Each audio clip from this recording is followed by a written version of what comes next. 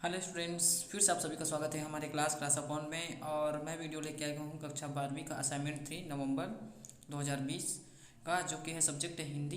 यहाँ पे देखिए हमारा पहला क्वेश्चन इस प्रकार है। पहलवान की ढोलक कहानी के किस किस मोड़ पर लुट्टन के जीवन में क्या क्या परिवर्तन आए। तो लुट्टन के बचपन में ही उसके माता पिता की मृत्यु के पश्चात उनकी सास ने उनका लालन पालन किया। उनके गांव वालों से अपनी सास की तकलीफ का बदला लेने के लिए कसरत करना शुरू कर दिया। इसी बल इसी के बल पर चांद सिंह को हराकर राजा पहलवान की उपाधि प्राप्त की और 15 साल तक राजा का पहलवान रहने के पश्चात वह पुत्र काल के ग्रास बन गए।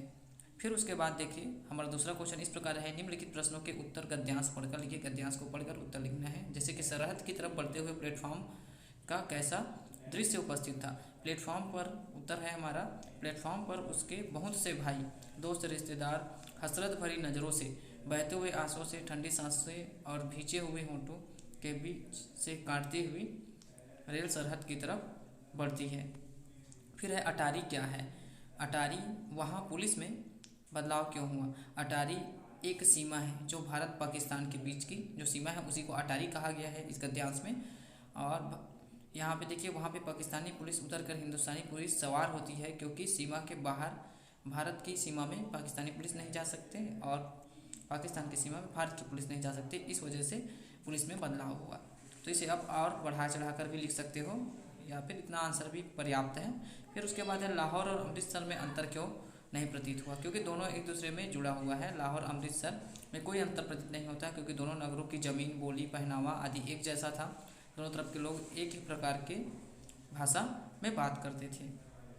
फिर है भारत और पाकिस्तानियों में कौन कौन सी समानता थी। भारत और पाकिस्तानियों में समानता यह थी कि एक ही ज़मीन पर रहते थे, एक ही जबान वो बोलते थे, एक जैसी सूरतें, लिबास, एक जैसा अंदाज, गालियाँ सभी उनकी एक जैसी ही थी।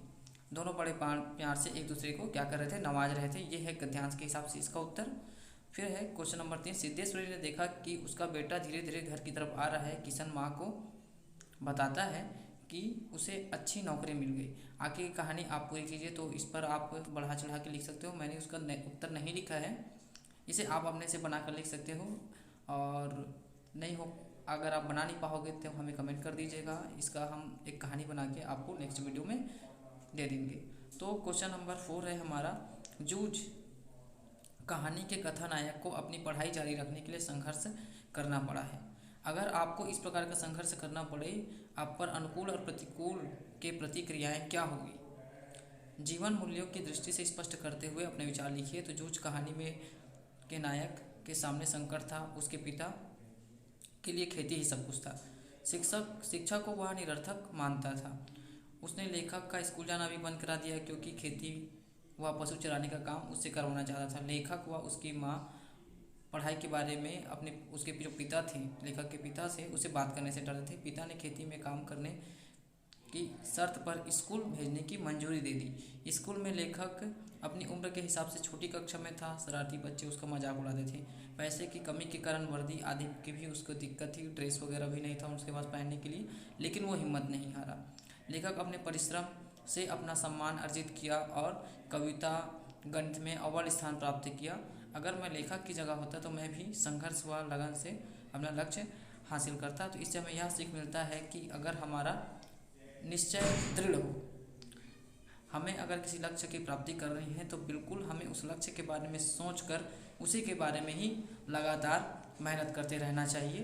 तभी हमको क्या होगा, उस लक्ष्य की प्राप्ति होगी। फिर उसके बाद है अतिशय मोह क्या त्रास का कारक है। माँ का दूध छूटने का कष्ट जैसे एक जरूरी कष्ट है, वैसे ही कुछ जरूरी कष्टों की सूची बनाकर लिखिए। तो यह सत्य है कि अतिशय मोह त्रास का कारक है। कई बार भविष्य और जीवन के चयन में के मार्ग में अतिशय मोह बंधन बन जाता है। मोह का बंधन काटे बिना बड़ी हस्तियां भी उन्नति नहीं कर पाती। यदि सभी परिवार और माँ के मोह में पड़ गए होते तो हमें स्वामी विवेकानंद, भगत सिंह, राम प्रसाद बिस्मिल जैसे व्यक्तित्व, जैसे महापुरुष हमें नहीं मिल पाते। हमारे देश को आज़ादी नहीं मिल पाती। हम लोकतंत्र की ओर, एकता की ओर बढ़ नहीं पाते। तो जरूरी कष्टों की सूची इस प्रकार है। विवाह के बाद पुत्री का घर छूट जाना। दूसरा है पढ़ने जाने के लिए बच्चों का घर छोड़ जाना, नौकरी के लिए घर से दूर रहना, सीमा की सुरक्षा के लिए सैनिकों का घर से दूर रहना, यानी कि ये भी जरूरी कष्ट हैं, लेकिन इन सभी को छोड़कर हमें आगे बढ़ना होता है। अगर सीमा की सुरक्षा में अगर सैनिक ही ना रहे और घर परिवार के अगर वो मोह माया में रहे, तो फिर ऐसे में तो हमारे देश की सीमा पर कोई सैनिक ही नहीं रहेगा। तो आई होप स्टूडेंट्स से ये सीखने वाली बहुत अच्छी बातें थी जिसे मैंने एक्सप्लेन किया है।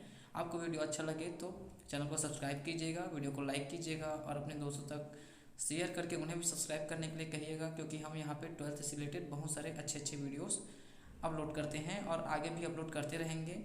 तो मैं मिलता हूँ आपको नए सब्जेक्ट के असाइनमेंट के साथ नए वीडियो पे, तब तक के लिए बाय, धन्यवाद।